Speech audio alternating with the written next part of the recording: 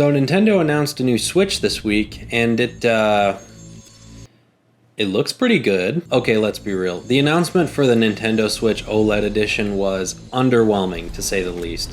After all the reports a few months ago about Nvidia supposedly working on a new processor and Nintendo telling developers to start preparing for 4K, pretty much everyone expected us to get a Switch Pro by now, and that's not what we got. It's not all negative though. There are some things that I'm actually looking forward to with this new Switch. So I thought I would make this video real quick just to update you if you haven't seen the announcement yet, or just do a little bit of a deeper dive into some of the new features on this new Switch. We'll start with the positives.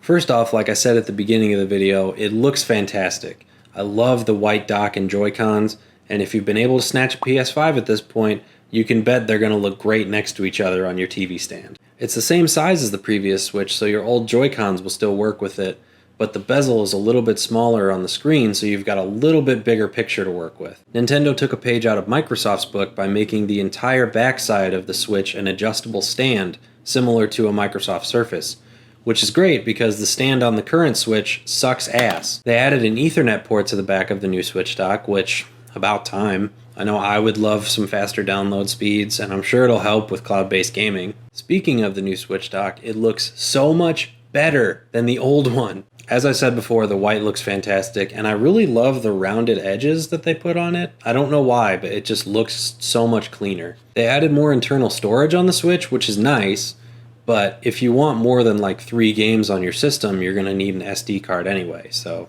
not that big of a deal. And they're adding better audio, which I didn't really have a problem with the audio on the old one, but I'm not going to say no to it. And now for the less impressive side of this announcement.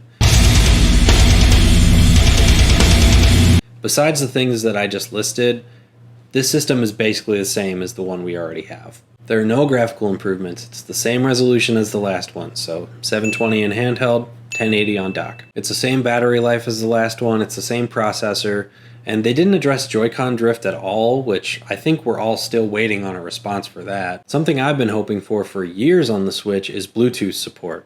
I don't want to have to buy an adapter or use wired headphones. Just let me use my Raycons. It's $50 more than the previous Switch, which would make sense because there are some new features, but they've never done a price drop on the original Switch, and it's been 4 years. I don't feel like we're getting $50 worth of improvements on this new Switch. It just kind of feels like the same thing.